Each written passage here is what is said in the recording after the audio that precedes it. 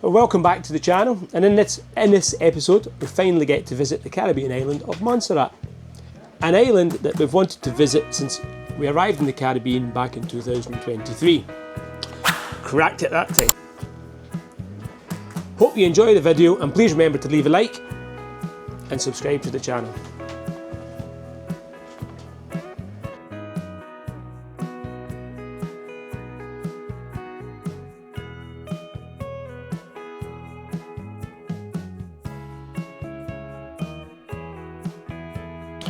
Well, that's us ashore. We've been out on anchor over there for the last 2 days because it was a Sunday. We arrived on a Sunday and it's a bank holiday on Monday, so we can't check in. So the Port Authority told us to check in today, so that's where we're going right now. This is all the fishermen launching their boats. There's some crabs down there. I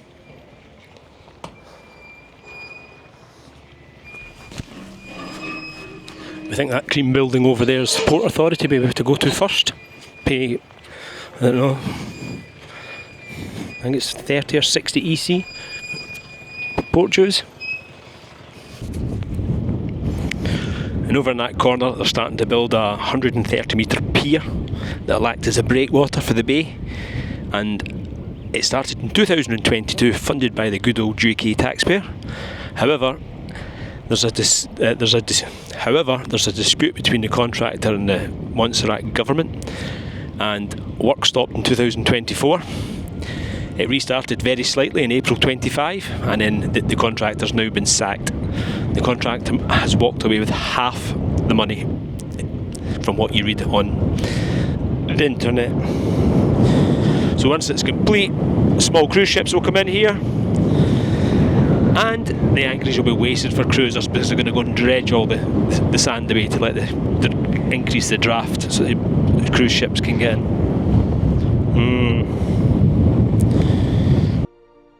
We book a tour with Sam's Sword. You need to have a licensed tour guide to get into the exclusion zone down the south of the island. We also have to pay an entry fee as well to the disaster management centre. I assume this is to get you evacuated should you need it. So a bit of history of Montserrat. Montserrat was first inhabited by indigenous people, mainly the Arawaks and the Caribs. It was sighted by Christopher Columbus in 1493 on his second voyage, who named it after the Montserrat monastery because the island's jagged peaks reminded him of that landscape.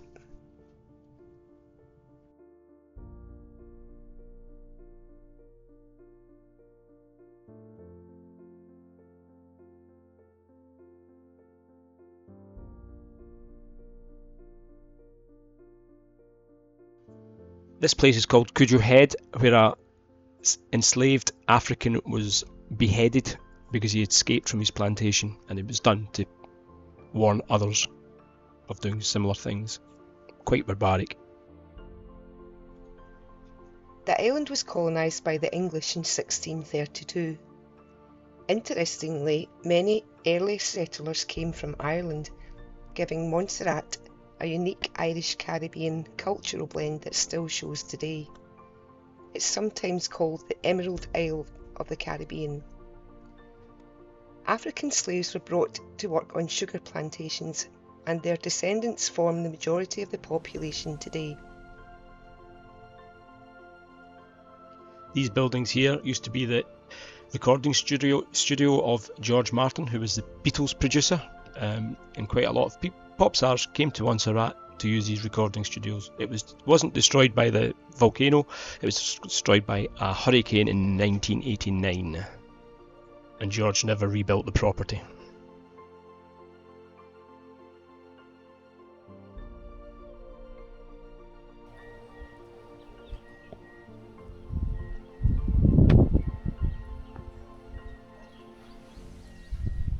This is the other anchorage down there.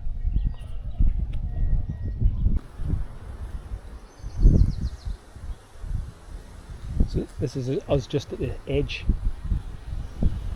of of the explosions.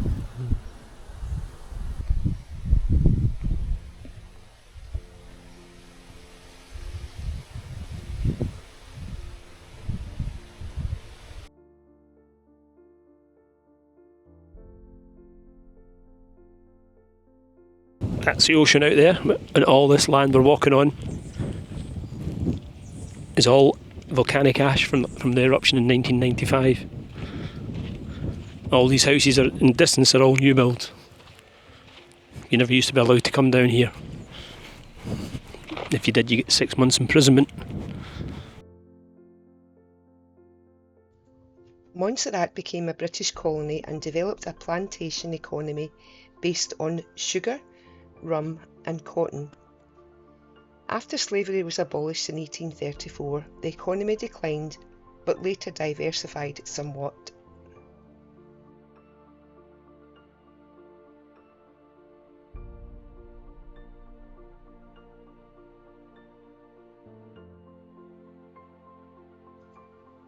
In the 20th century, Montserrat became known for its peaceful setting and even attracted celebrities. Most famously George Martin, the Beatles producer, who built a recording studio here in the 1970s.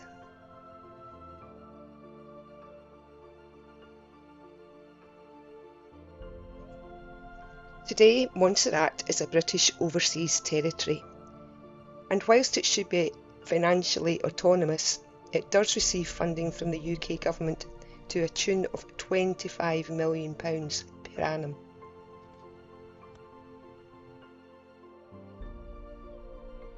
The defining modern event in Montserrat's history is the eruption of Soufriere Hills volcano.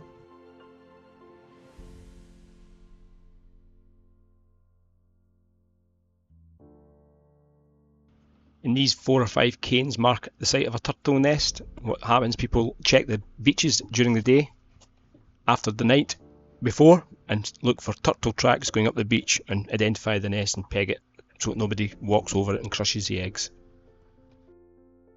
Mm-hmm, yeah. It was a man-made done. Yeah. Yeah? Yeah. When it comes to natural nature, I gave nothing to it. That's what I think about. Yeah. This is so unbelievable. Yeah, it is. Now you're taking the real picture of it? Yeah.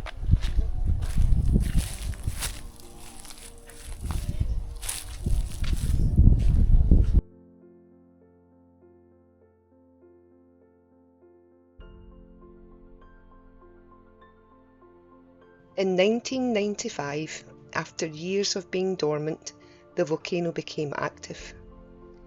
Then, between 1995 and 1997, a series of eruptions produced ash clouds, pyroclastic flows and lava domes. In 1997, a major eruption destroyed the capital city, Plymouth, burying it under ash and volcanic material. 19 people were killed, and much of the southern half of the island became uninhabitable.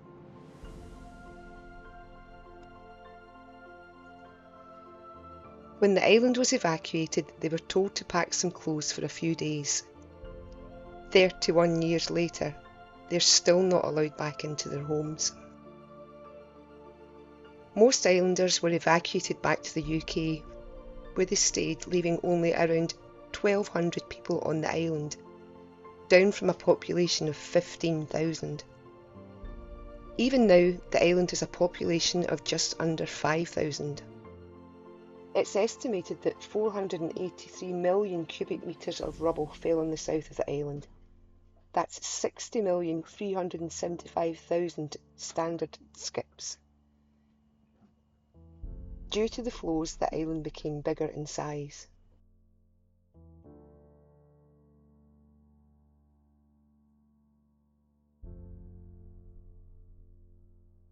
Around 2/3 of the population fled the island. The capital, Plymouth, became a modern-day buried city, often compared to Pompeii. The government moved to the north, around Braids, now the de facto capital. A large exclusion zone was established in the south due to the ongoing volcanic risk. Today, the volcano is still active, though quieter in recent years.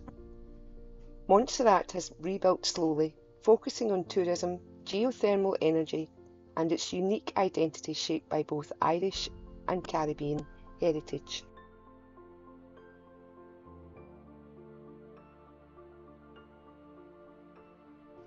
This building has been built out of an old Martello tower, and it's going to be a museum and a viewing platform so we can look over the old village of Plymouth that we'll see just in a minute.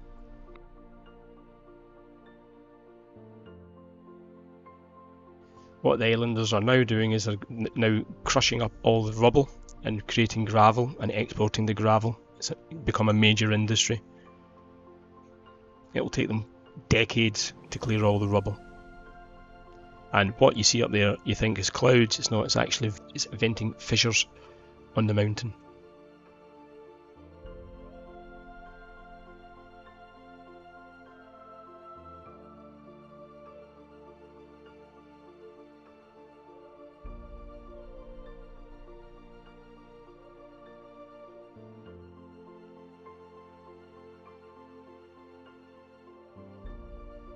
So this is us now at Zone 5, which is nobody's allowed to go in here unless you're with a guide. You're given a VHF radio on entry. Obviously that's so they can contact you at any time should you need to evacuate due to any adverse eruptions from the mountain.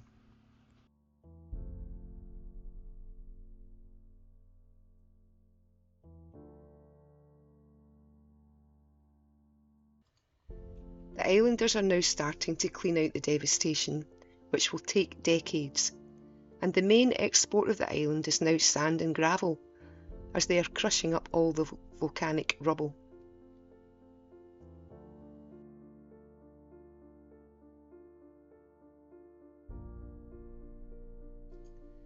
We found the island a fascinating visit, however we only stayed for a few days as the anchorage is not very well protected.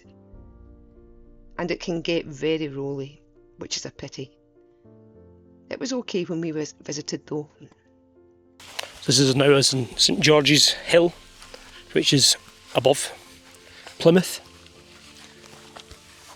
And people used to live up here as well, apparently. I thought it was a fort. And we'll have to wait for Sam to explain it to us all.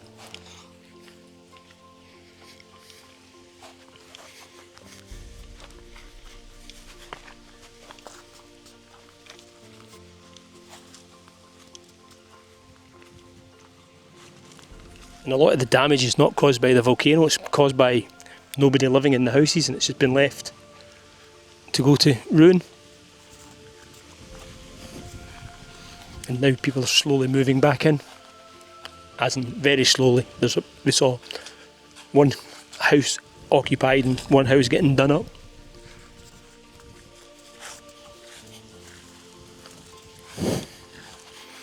And this is us getting to the edge. So you can see a pier. Oh my God. Jeez. Ooh. Wow.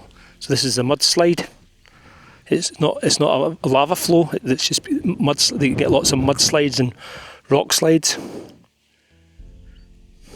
And down in there is Plymouth in its entirety, and you can see a pier, and what's left of that pier is only used to be 200 feet long, and it's about 60 feet long, so that shows you. Yeah. Yeah. I'm going to show you our way somewhere. Look straight down in front of us, you can see a foundation. You see straight in front? Yeah. Come here, it's that square. That's a foundation, and if you look between the tree there, that's the next foundation, but the tree overgrown it. Come up a little more, there you go. Right. That used to be a bridge, no? No, house. All of those used to be houses. I think there was a bridge somewhere within there, you know, but it's hard to recognize and tell you what it is. But where they found it, you could tell. Look, if you look clean in front, they like a build up. That's a foundation, you know. Like a judge out within there, like That's a foundation. Let me show you some other ones down here.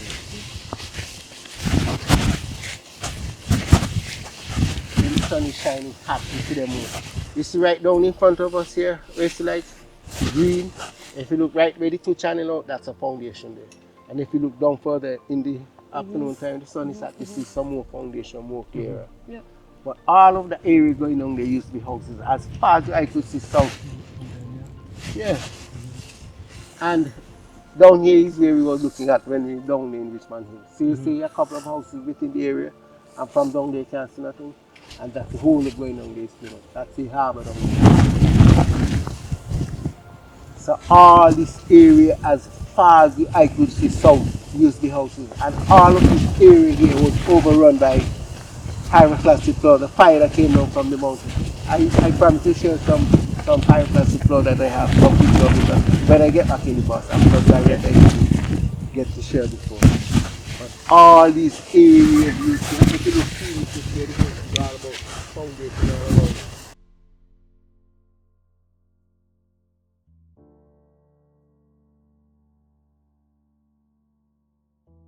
Here are some photographs of postcards that show the eruption.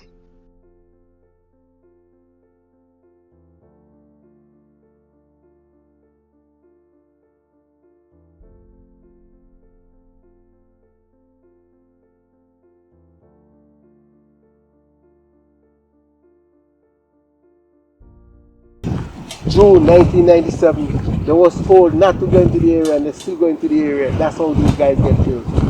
If you look in, you could see like there's a house right in the valley up here. Right up to the top of it. I built my house way up in the valley up here, but right now I could never tell it's here or it's there. Everything's so overgrown by trees that I can never tell you what is what and what is not what. But I could say something. You see right over there, like they like just split between the two mountains? Yeah. Fire from all the way over there, pyroclastic flow go all the way over there, we see like a split in the two mountains. The whole of those areas go behind. The airport's just the eastern side. over there. Yeah. The whole area was just totally destroyed. Like there was no inhabitant. Or just like you see up there. But the 19 people that get killed, some of them were some farmers.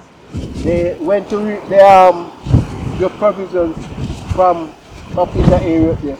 But there was a dirt road just within this area here where those antennas are.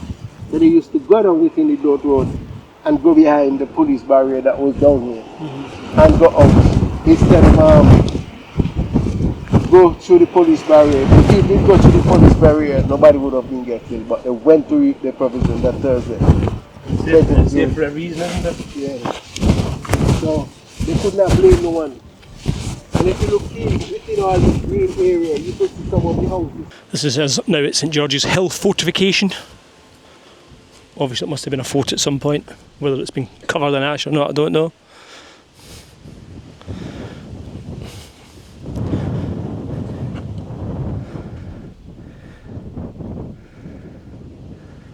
It's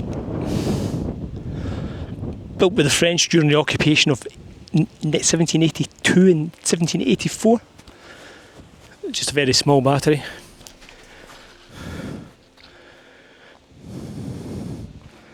So you had some here, and then some over there.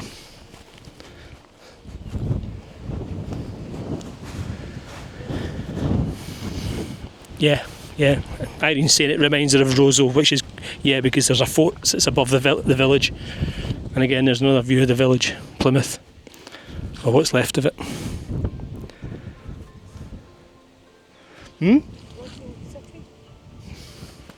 Well, okay, Roseau's not a village, Roseau's a city.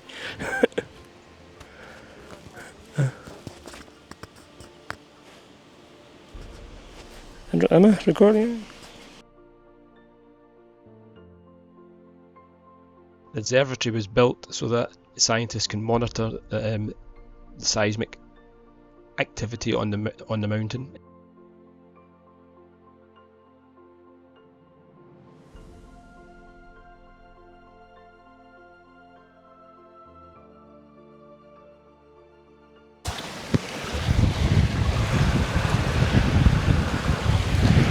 So this is us now sailing down at the west side of Montserrat. It's,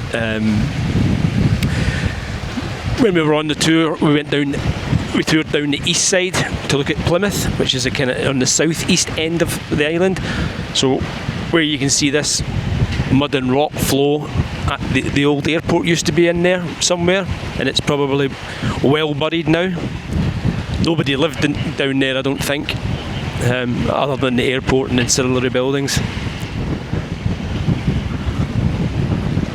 So when it all happened, trying to get stuff back onto the island would have been impossible, because you had the airport on this west side, and then down in Plymouth you had the main harbour. So it must have been an interesting proposition for the Montserrat and UK governments to work out. Bye bye Montserrat. Well, I'm not sure if the video gives the island justice, but we found this island fascinating. It's amazing what the human endurance has put up with over the last 31 years, and they've managed to eke out and survive on the island while all the infrastructure has been destroyed. It's a pity we didn't stay longer in Little Bay. It's a very open anchorage and it gets very, very rolly, and we don't like rolly anchorages. Saying that, as I'm recording this, we're sitting at Pigeon Island on Guadeloupe and it's rolling. We hope you enjoyed the video. Please remember to leave a like and subscribe to the channel, and I'll put 2 other episodes up here for you to watch at your leisure. In our next episode, we'll be in the French islands Les Saints to the south of Guadeloupe, where we finally prepare Saracen to go offshore sailing once again, and it has been a few years since we've done this. Saracen out. See you.